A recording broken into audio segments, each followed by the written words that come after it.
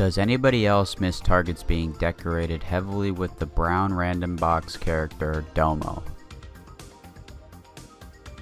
And why was it short-lived for the success that it brought Target? The Domo collaboration was something that as a kid I wish I was an adult for, because there were so many cool products during the Halloween season of 2008. I wasn't the only one, as many felt that the collaboration was at poor timing since many of us were kids. Domo's design complements that of many other Japanese characters that went westward, and is no wonder why many were or became fans after the Target collaboration. But it isn't all so innocent for our brown cube friend, as the majority of his popularity in the United States stems from an obscure meme photo using Domo's likeness. An image board site by the name of Fark.com posted this photo of two Domos chasing a cat with the caption reading, "Every time you masturbate, God kills a kitten.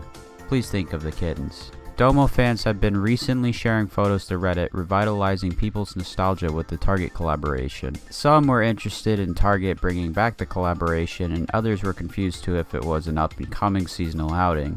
One Redditor commented on the effort that Target used to put in their overhead signing, which I totally agree with. Target used to have cool things across the board, like their Pokemon figurines when you pre-ordered their games, their dog mascot being featured around the store in every aisle. Target now focuses their attention online and lost the charm of their seasonal sections and overhead signs that they were once known for a decade back. It took 10 years after the inception of Domo to go mainstream in the United States with the Target collaboration. So let's take a few moments to enjoy and soak in some images of the collaboration that took place years ago in our Targets.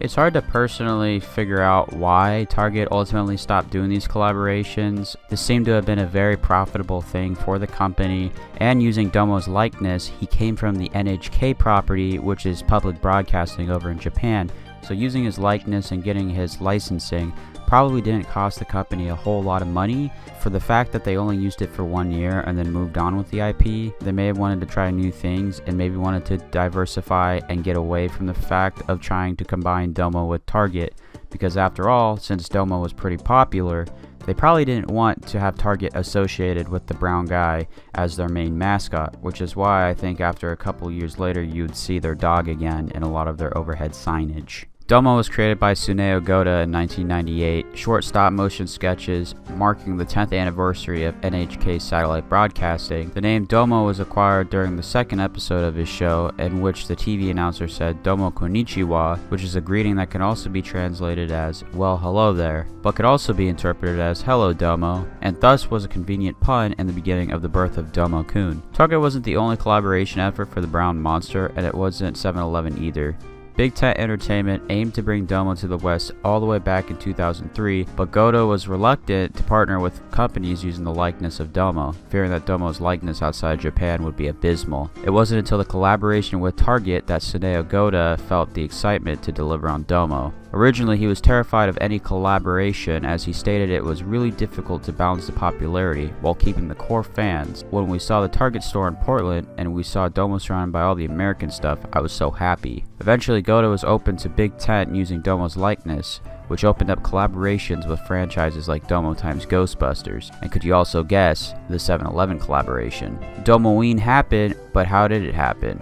to the sources of information that I looked into, it seemed that Target was just handed the idea by a design studio. Edwards and Company is a collective of innovative and passionate thinkers skilled in branding, design, retail, and advertising. Led by Bruce Edwards, they look for extraordinary ideas and new ways to outdo the competition. Based on what Bruce Edwards puts, Target wanted to set themselves apart from their competitors, while also capturing shoppers' interest and wallet share, of course. Enter the Japanese animated monster Domo. Already lovable, we dressed him up in a Halloween costume, and his apparel went off the charts. He became a mascot of the season, showing up throughout the store, everywhere from the candy costume aisles to the home decor and pet products, and proving to customers that Target was the one-stop shop for Halloween goods.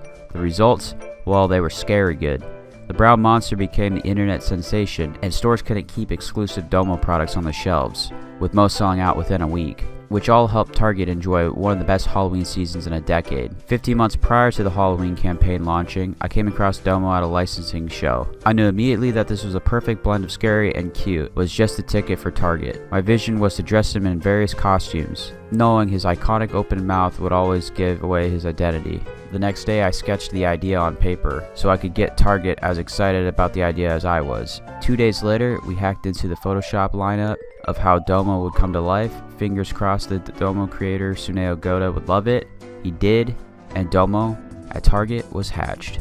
The majority of the Domo concept was created by two guys, David Bennett and Eric West, so we have them to thank for the fact that we got the Domo collaboration to begin with Target. 1 whole year later, Goda was on board with Big Ten Entertainment, fully realizing the Domo collaboration with 7-Eleven.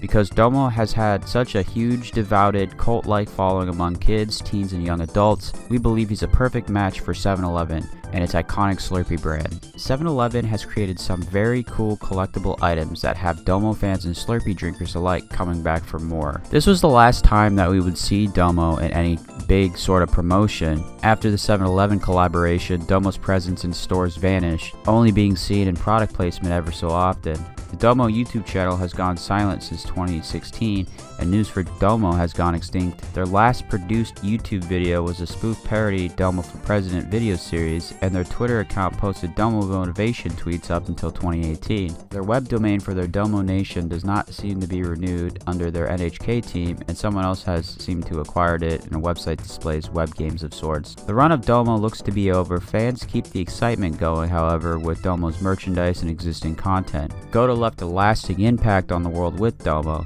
even going as far to win the Inkpot Award in 2011, which is granted to creators in pop culture comic animator space annually since 1974.